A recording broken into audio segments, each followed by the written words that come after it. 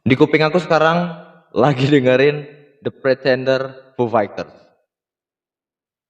Nama nggak? Wih, gokil. Pakai KZS1. Link ada di deskripsi. Bumper dulu dong.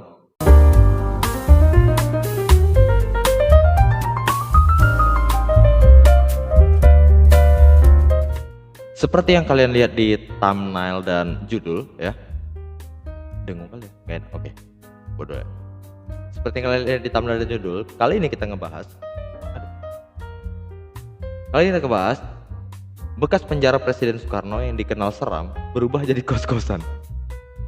Ini ekonomi emang buat logika seorang jadi bagus ya. Apa itu setan-setan? Fuck. Ya sekarang aja nih jam 1 malam aku lagi rekaman. Tidak peduli apapun. Jadi beritanya dari Vice Indonesia, Vice IND. Kalian bisa lihat lah di sebelah ya. Aku screen record dulu. Oke. Nah, kisah bekas penjara Presiden Soekarno yang dikenal seram berubah jadi kos-kosan. Bangunan itu masih menyimpan kesan yang membuat gentar siapapun. Meski kini sudah terbengkalai, lokasinya di kawasan Kerembangan, Barat Daya, Jembatan Merah, Kota Surabaya. Meski sekarang warga tak banyak yang sadar, inilah gedung yang dulu begitu ditakuti penduduk Surabaya. Penjara Kalisosok. Kalisosok merupakan cagar budaya penting dalam perjalanan sejarah bangsa Indonesia. Bapak bangsa seperti Insinyur Soekarno, Hos Cakroaminoto, W.R. Supratman, hingga kriminal legendaris Kusni Kasdut pernah merasakan dinginnya lantai penjara yang dibangun sejak 1750 silam. Pemerintah kolonial Belanda kerap mengirim tokoh pro kemerdekaan atau yang kritis ke penjara Surabaya tersebut. Setelah tak lagi difungsikan sebagai penjara selepas Indonesia merdeka, Kalisosok berubah suwung. Seiring itu pula bermacam mitos bermunculan sepanjang sejarah berdirinya penjara ini. Salah satu mitos Kalisosok misalnya adalah suara angsa yang bersautan tengah malam. Suara angsa. Ya angsa beneran kali. Kayaknya di sini juga sering suara angsa. Oke. Mana tadi? Konon itu suara makhluk halus penghuni penjara. Disebut Porapar. Apa? Dinas Kebudayaan Porapar apa ya? Kota Surabaya.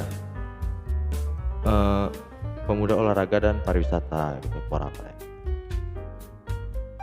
Dalam diskusi tanggal 15 Januari 2023 menyatakan bahwa bekas penjara Kalisosok jadi target utama rekonstruksi dalam waktu dekat untuk dihidupkan lagi sebagai wisata peninggalan sejarah. Nah, masalahnya dibandingkan rumor soal hantu atau janji pemugaran, ternyata ada hal yang lebih mengejutkan tentang penjara Kalisosok, yakni keberadaan orang-orang yang sempat menjadikan bangunan terbengkalai itu sebagai kos-kosan.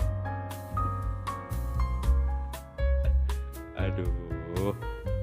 Tarif per bulannya di masa sebelum pandemi dulu dipatok 130.000 sebulan. Gokil, murah ya. Kos-kosan di sana cuma 130.000 sebulan ya. Kenapa bisa ada orang yang tinggal di ruangan sempit bekas penjara? Ya sudah begitu dikenal angker pula. Apakah karena murah semata? Siapa yang punya ide nyeleneh yang juga melanggar pemanfaatan cagar budaya tersebut? Oke. Semua pertanyaan yang dibahas dalam podcast ternyata faktual. Dari Vice yang dipandu oleh Sailor Money aka Gemat. Oke. Kalian bisa dengar podcastnya di Spotify ya. Tapi konten sesungguhnya dari channel ini bukan beritanya, tapi tentu saja kolom komentarnya. Mari kita sikat. Nah, aku udah komen tuh. Miksu kalah gercep. Dari Munawar, selama aman dari gemparan suara latu-latu properti apapun itu kayaknya worth it dengan harga berapapun. Iyalah si paling terganggu sama suara latu-latu. Biasa aja kali. Suara latu-latu itu nggak lebih mengganggu daripada suara knalpot RX King. Nah, dari alik.ag, Ditulis di pintu depan Soekarno, ditulis di pintu depan. Soekarno pernah tidur di sini. Auto rame tuh kosnya. Nggak juga sih.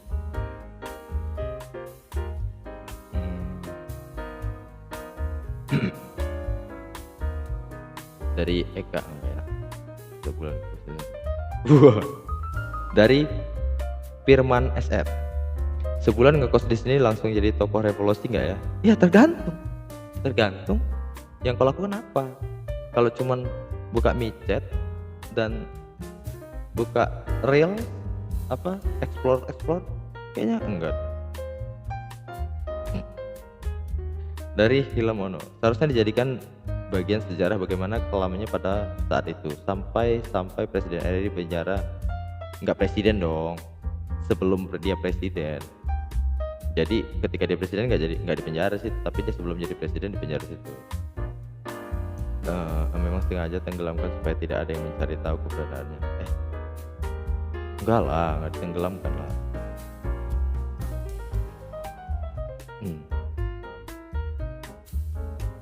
Dari Andi _Sulis_09. Nggak apa-apa, yang penting murah. Gua hafal surah kursi, ayat kursi kali ya. Gua hafal surah ayat kursi. Iya. Ayat kursi, iya, pengusir setan kabarnya.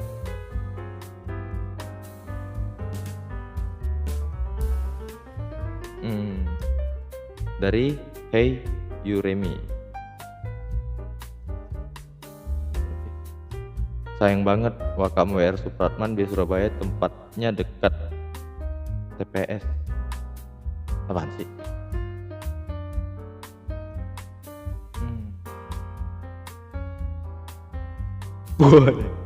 Dari Poketots. Lagi tidur tiba-tiba ada yang teriak, NKRI harga mati. Pasti kaget ya. Gokil ya komentarnya. Oke. Dari Budi Utomo 1908. Yo, Husni Kasdut, Robin Hoodnya Indonesia. Sok tahu. Sih, rampok yang kaya bagi ke yang miskin. Hitung vibration. Iya kali ya. Atau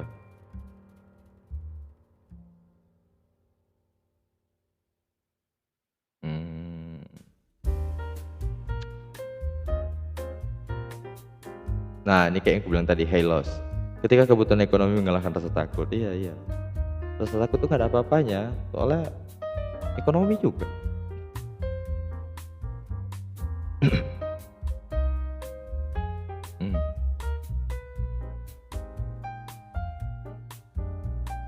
Nah, ini bener nih dari, aduh namanya susah lagi. Inilah kalian lihatlah situ ya. Melanggar pemanfaatan tai anjing. Yang terbengkalai itu ya karena ditelantarkan pemerintah. Nah bener. Kenapa aku semangat kali ketika ada orang jelek-jelekan pemerintah ya? Ya tapi bener loh. Kalau di Marelan ini ada situs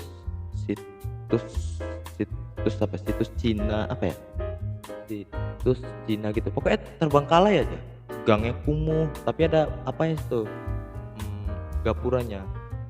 Situs Cina apa situs negara Cina pokoknya situs lah itu apa tempat yang bersejarah itu Marelan itu situs cagar budaya Cina bagaimana gitu, itu sama sekali terbengkalai dan tempatnya kumuh gitu, nggak ya apa ya, nggak terawat lah, emang nggak diperhatikan pemerintah.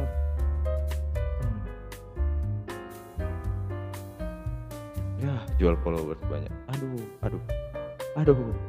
udah kebanyakan yang jual follow.